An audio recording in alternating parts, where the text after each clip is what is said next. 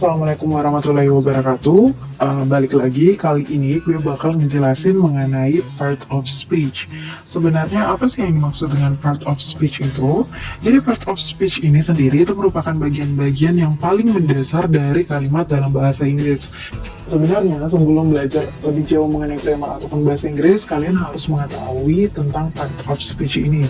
Tapi sebenarnya kalau misalnya kita mempelajari bahasa Inggris atau materi-materi lain, part of speech ini sebenarnya udah menjadi bagian dari materi-materi itu. Jadi kalau misalnya kadang gue ngajar, itu kadang gue nggak jelasin mengenai part of speech ini, karena dengan sendirinya kita tuh bakal tahu materi part of speech ini di bagian materi-materi yang lain. Tapi untuk bagian ini gue bakal ngasih tahu apa aja sih yang dimaksud dengan part of speech. Nah, sebelum kita lanjut ke materinya, gue harap kalian like dulu dong video ini. Jangan lupa juga untuk share video ini ke teman-teman kalian apabila video ini bermanfaat. Dan jangan lupa untuk selalu tinggalin komentar kalian di kolom komentar di bawah. Dan buat kalian yang belum subscribe, jangan lupa untuk subscribe. Semoga YouTube ini dapat memberikan informasi yang lebih bermanfaat lagi bagi kalian. Nah, sekarang kita masuk apa-apa aja sih yang termasuk part of speech. Nah, part of speech sendiri itu terdiri dari 8. Yang pertama itu adalah noun atau kata benda, kemudian pronoun atau kata ganti orang atau kata ganti benda, kemudian yang ketiga ada verb, kata kerja, kalian pasti udah tahu ketiga jenis ini. Kemudian yang keempat ada adjective atau kata sifat, yang kelima adalah adverb atau kata keterangan, yang keenam ada preposition atau kata depan, yang ketujuh ada conjunction atau kata penghubung, dan yang kedelapan adalah interjection. Interjection itu merupakan ungkapan emosi di dalam berbahasa Inggris. Nah, sekarang kita mau teliti satu-satu apa sih yang termasuk noun, pronoun, verb, adjective, dan lain-lain. Dan mungkin kalian udah tahu pastinya apa aja yang termasuk ke dalam jenis part of speech ini, tapi kita telah lebih jauh lagi sebelum kita masuk ke bagian mendalam dari setiap part of speech ini. Nah, yang pertama adalah noun ataupun kata benda. Jadi noun ini merupakan bagian yang digunakan untuk menamai orang, benda, hewan, tempat, maupun konsep abstrak ataupun jenis-jenis lainnya. Macam-macam noun itu kalian pasti udah tahu, kayak book, buku, table, bag, car, air, dan lain-lain. Jadi kata benda di sini itu baik kata benda yang ada wujudnya maupun kata benda yang nggak ada wujudnya, kayak book. Buku itu kan ada wujudnya, kita bisa ngelihat. Sedangkan kayak air, udara, itu wujudnya nggak bisa kita lihat, tetapi itu merupakan kata benda juga. Nah, nama orang kayak misalnya, kalau misalnya gue sebutin kata Maya itu kan ada orangnya. Nah, dia itu juga merupakan benda hidup. Jadi ada benda hidup, benda mati, ada benda yang berwujud, dan ada benda yang nggak berwujud. Nah, contohnya adalah your book is on the table. Nah, di sini ada dua kata benda. Pertama ada kata your book, kemudian yang kedua ada kata table. Jadi yang satunya sebagai subjek dan yang satunya lagi sebagai keterangan tempat. Kemudian contoh yang kedua, I borrow your bag. Saya meminjam tasmu. Sebenarnya I di sini juga sebagai kata benda saya, tetapi dia lebih ke kata ganti ataupun pronoun sebenarnya kata I itu. Dan di sini lebih jelasnya lagi yang kelihatan kata benda itu adalah kata bag, yang dia itu di sini berfungsi sebagai objek dalam kalimat. Jadi noun atau kata benda itu bisa berfungsi sebagai subjek, bisa juga berfungsi sebagai objek. Dan materi lebih jauh mengenai noun ini pasti kalian udah tahu kata-kata yang termasuk countable noun, uncountable noun. Nanti kita akan pelajarin lebih jauh mengenai jenis-jenis kata benda. Kemudian contoh yang ketiga adalah I am interested in reading history books. Jadi di sini kata books merupakan kata benda yang jamak. Kemudian kita masuk ke part of speech yang kedua, yaitu pronoun. Pronoun itu biasanya digunakan untuk menggantikan noun. Seperti yang kalian udah tahu, pasti pronoun itu merupakan kata ganti. Jadi part of speech ini itu bermanfaat untuk menghindari pengulangan ataupun repetisi penggunaan noun, penggunaan subjek, penggunaan objek kayak gitu. Contohnya I, you, she, he, these, those, dan lain-lain. Kalian pasti udah belajar ini. Nah, bagi kalian yang belum belajar tentang pronoun, mungkin kalian bisa nonton lagi video mengenai penggunaan to be dan pronoun. Kalian bisa langsung cek linknya di sebelah kanan atas ini, atau linknya juga bakal aku taruh di description box yang ada di bawah. Nah, contoh-contohnya itu, contohnya nih, I bought you some snacks. It is on the table. Nah, kata it ini merupakan pronoun atau kata ganti dari kata snack. Jadi kita tidak perlu mengulangi kata snack ini di kalimat yang berikutnya. Itulah kenapa kata it ini merupakan kata ganti benda atau kata ganti objek snacks yang ada di depan. Jadi kita tidak perlu mengulangi kata snack ini di kalimat yang di belakang. Nah, itulah fungsi dari pronoun atau kata ganti. Kemudian contoh yang kedua, my friend George is a doctor. He lives in Jakarta. Nah, kata he ini menggantikan kata George. Dia juga menggantikan kata my friend. Dia juga sebenarnya menggantikan kata a doctor. Jadi kata he, dia ini itu menggantikan orang yang bernama George, yang dia itu merupakan teman saya. Jadi untuk kalimat selanjutnya, kita tidak usah mengulangi namanya lagi atau mengulangi kata temanku lagi atau my friend lagi di kalimat berikutnya. Kita cukup menuliskan kata he atau dia sebagai kata ganti sehingga kita menghindari yang namanya pengulangan kata. Kemudian kita masuk ke jenis part of speech yang ketiga. Ini merupakan kata kerja atau verb. Nah, part of speech ini itu biasanya digunakan untuk menunjukkan tindakan dari subjek. Jadi subjek itu kan seperti gue jelasin di video sebelumnya, subjek itu adalah yang mengerjakan sesuatu, sedangkan objek itu yang dikenai sesuatu. Jadi menunjukkan tindakan dari subjek dan menunjukkan suatu peristiwa ataupun suatu keadaan. Nah, ada beberapa macam verb. Nanti kita bakal bahas di video selanjutnya. Mudah-mudahan gue bisa bikin videonya. Dan semua video yang terkait part of speech ini, pastinya kalau gue udah buat videonya, pasti linknya gue taruh di description box yang ada di bawah. Nah, contoh dari kata-kata kerja itu contohnya adalah work, hit, walk, touch, write, dan lain-lain. Contoh kalimatnya, I hit you with that spoon. Saya memukulmu dengan sendok itu. Saya sebagai subjek, hit itu sebagai verb atau kata kerja atau predikat, you itu merupakan objeknya. Ingat, kalimat lengkap pasti terdiri dari subjek, predikat, dan juga objek.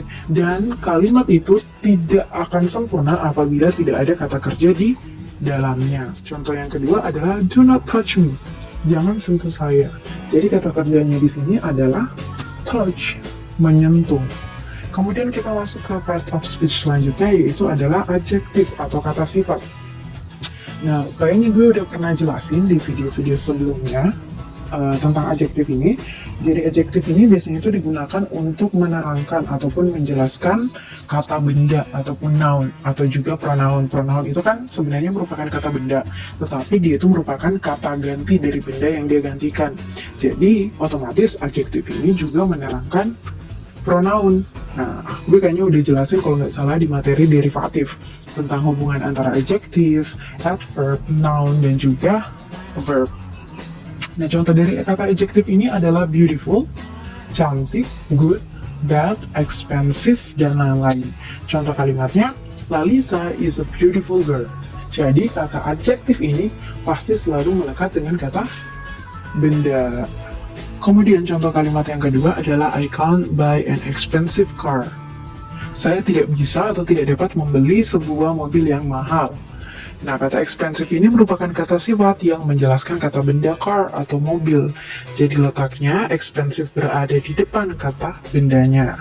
Kemudian kita masuk ke part of speech yang selanjutnya adalah adverb atau kata keterangan. Nah, part of speech atau adverb ini biasanya digunakan untuk menerangkan verb, adjektif, maupun adverb lain.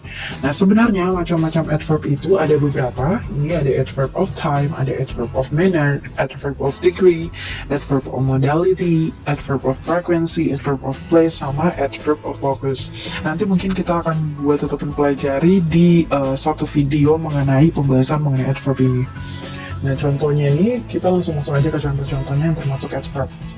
Nah, ada yesterday, quickly, very, always, dan lain-lain. Nah, yesterday pasti kalian udah tahu, dia pasti masuk adverb of time. Sedangkan quickly itu masuk adverb of manner, very itu merupakan adverb of degree, always itu merupakan adverb of frequency.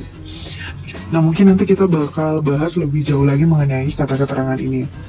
Nah, kemarin gue tuh sempat bilang kalau adverb itu kebanyakan yang berakhiran ly. Nah, sebenarnya memang yang paling sering digunakan kata keterangan itu selain kata adverb of time itu adalah kata adverb of manner alias yang berakhiran ly. Jadi pada umumnya kita mengkategorikan atau mencirikan adverb itu adalah yang berakhiran ly, tetapi tidak selamanya adverb itu akan berakhiran ly. Nah, contohnya itu ada pertama, they met by chance yesterday. Nah, kata yesterday ini merupakan kata keterangan waktu. Kemudian contoh yang selanjutnya adalah the toaster will automatically turn off. Jadi pemanggang roti itu secara otomatis mati. Jadi automatically itu merupakan kata keterangan. Selanjutnya kita masuk ke part of speech yang keenam, yaitu preposition ataupun kata depan.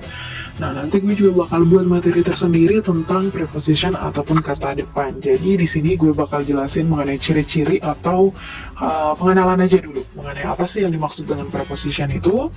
Seperti yang kalian tahu, preposition adalah kata depan. Jadi part of speech ini biasanya dikombinasikan dengan noun, kata benda ataupun pronoun, kata ganti benda, untuk membentuk frase yang menerangkan verb, noun, ataupun adjektif. Kalian udah tahu dong frase itu yang mana. Sebelumnya gue udah pernah jelasin di video materi yang sebelumnya. Kalau kalian nyimak video-video gue yang sebelumnya, pasti kalian udah ngerti perbedaan antara kata, frase, klausa, dan kalimat. Nah, contoh-contohnya sendiri itu ada kata in, at, on, by, of, dan lain-lain. Nah, contohnya, I put the book on the table. Saya meletakkan buku di atas meja.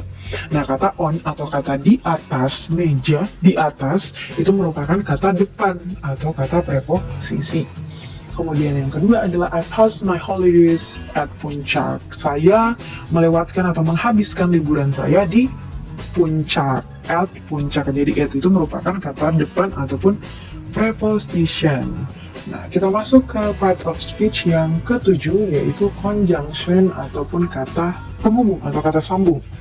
Nah, biasanya conjunction ini itu digunakan untuk menghubungkan dua kata atau dua frase ataupun dua klausa, ataupun bahkan menghubungkan antara paragraf. Kata ini biasanya terbagi menjadi beberapa jenis, ada coordinate conjunction dan lain-lain. Nanti kita bakal bahas lebih lanjut mengenai conjunction. Nah, untuk jenisnya sendiri gue kasih contohnya itu kayak berupa and, dan, but, both, although, dan lain-lain.